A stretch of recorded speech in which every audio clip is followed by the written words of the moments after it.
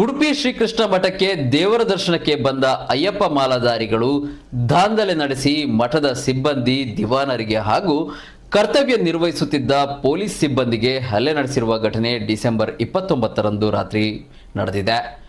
ಈ ಸಂಬಂಧ 8 ಮಂದಿಯನ್ನ ಆರೋಪಿಗಳನ್ನ ಪೊಲೀಸರು ಬಂಧಿಸಿರುವ ಬಗ್ಗೆ ವರದಿಯಾಗಿದೆ.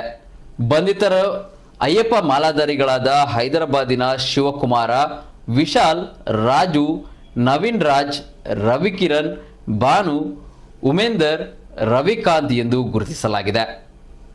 ಶ್ರೀಕೃಷ್ಣ ಮಠದ ಒಳಗೆ ಹಾಗೂ ಹೊರಗೆ ತೀವ್ರ ಜನಸಂದಣಿಯಿಂದ ನೂಕುನುಗ್ಗಲು ಉಂಟಾಗಿದ್ದು, ಈ ವೇಳೆ ದೇವರ ದರ್ಶನಕ್ಕೆ ಬಂದಿದ್ದ ಸುಮಾರು 7ರಿಂದ 8 ಜನ ಅಯ್ಯಪ್ಪ ಮಾಲಾಧಾರಿಗಳು ದಾಂಧಲೆ ನಡೆಸಿದ್ದಾರೆನ್ನಲಾಗಿದೆ.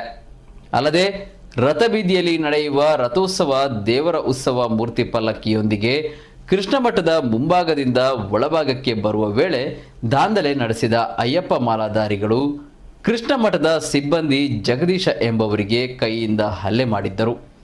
ಆತನನ್ನ ಅವರೆಲ್ಲರೂ ಸೇರಿ ಮೇಲೆತ್ತಿಕೊಂಡು ಶ್ರೀಕೃಷ್ಣ ಮಠದ ಗರ್ಭಗುಡಿಯ ಒಳಗೆ ಬಂದಿದ್ದು, ಆಗ ಮಠದ ದಿವಾನ ನಾಗರಾಜ ಆಚಾರ್ಯ ಅಯ್ಯಪ್ಪ ಮಾಲಾಧಾರಿಗಳನ್ನು ತಡೆಯಲು ಪ್ರಯತ್ನಿಸಿದ್ದರು.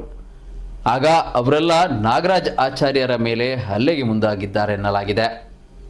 ಈ ಸಂದರ್ಭ ಕೃಷ್ಣ ಮಠದಲ್ಲಿ ಭದ್ರತಾ ಕರ್ತವ್ಯ ಹಾಗೂ PRO ಆಗಿ ಕರ್ತವ್ಯ ನಿರ್ವಹಿಸುತ್ತಿದ್ದ ಉಡುಪಿ ಸಶಸ್ತ್ರ ಮೀಸಲು ಪಡೆಯ ಪೊಲೀಸ್ ಕಾನ್ಸ್ಟೇಬಲ್ ರವೀಂದ್ರ ಗಲಾಟೆ ಮಾಡದಂತೆ ಅಯ್ಯಪ್ಪ ಮಾಲಾಧಾರಿಗಳನ್ನು ಸಮಾಧಾನ ಮಾಡಿ ತಡೆಯಲು ಹೋದರು.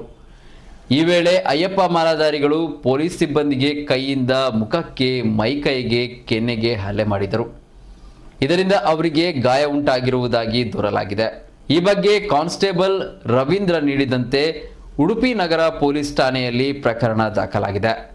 ಅದರಂತೆ ಪೊಲೀಸರು ಆರೋಪಿಗಳನ್ನು ಬಂಧಿಸಿ ಉಡುಪಿ ನ್ಯಾಯಾಲಯಕ್ಕೆ ಹಾಜರುಪಡಿಸಿದ್ದಾರೆ.